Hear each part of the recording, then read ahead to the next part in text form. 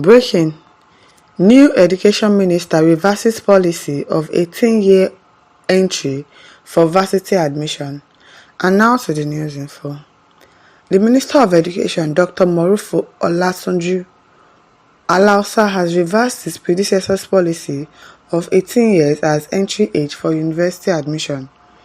The policy, initiated by Professor Tahir Mamman, former Minister of Education, had generated controversy.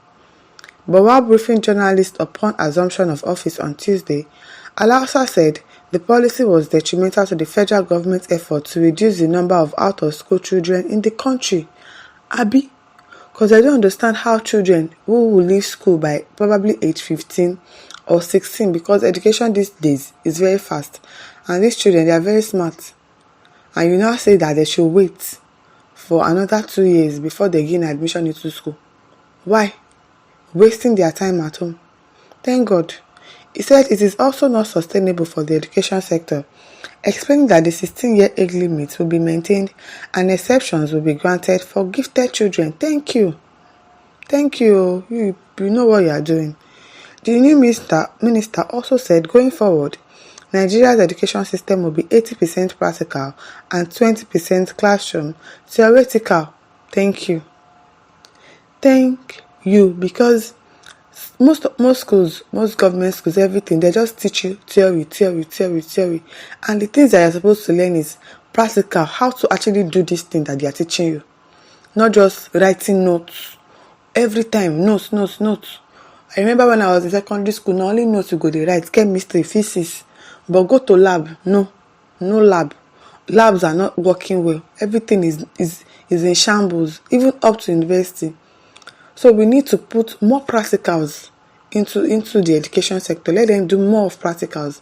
Let them do hands-on on how they are going to actually do this thing, how it's going to work. Let them do that. The new minister also said, going forward, Nigeria's education system will be 80% practical. Okay.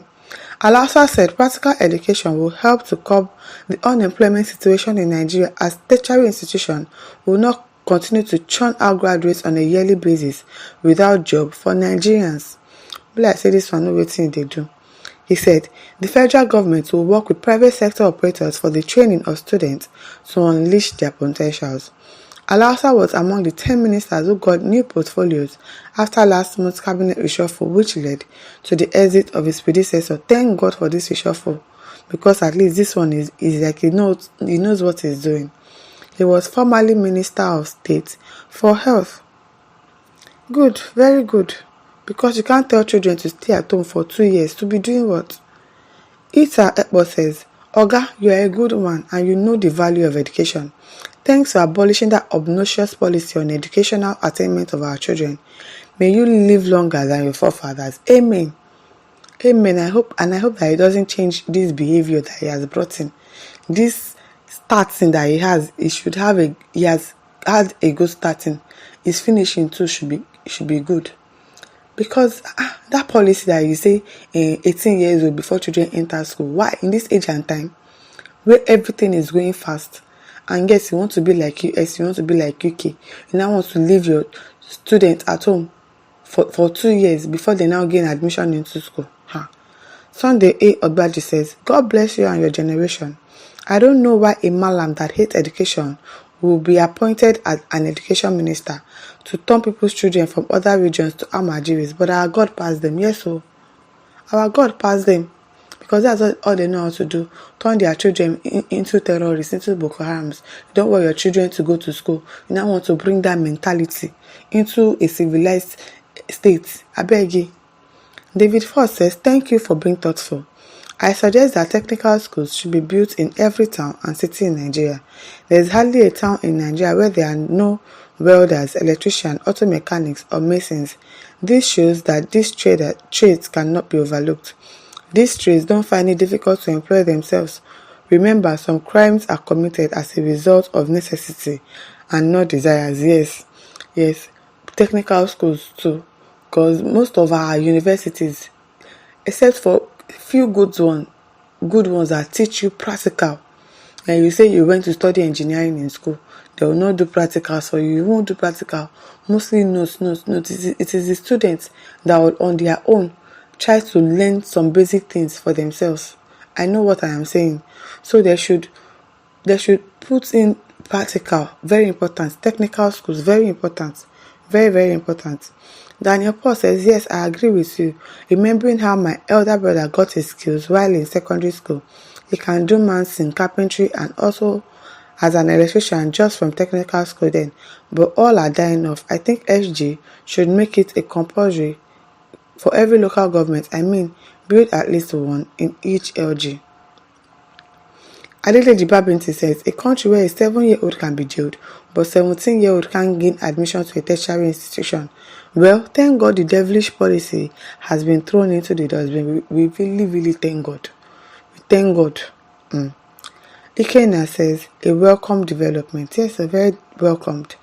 Omanus Lebechi says, as an education minister, I want you to investigate the reason history subject discipline was removed from Nigeria's educational curriculum. Yes, so this one too, very important, because they don't want children to know history. They don't want them to know some bad presidents, some bad governors that we've had. So that probably when they come back in the next 20-something years, people will not know them.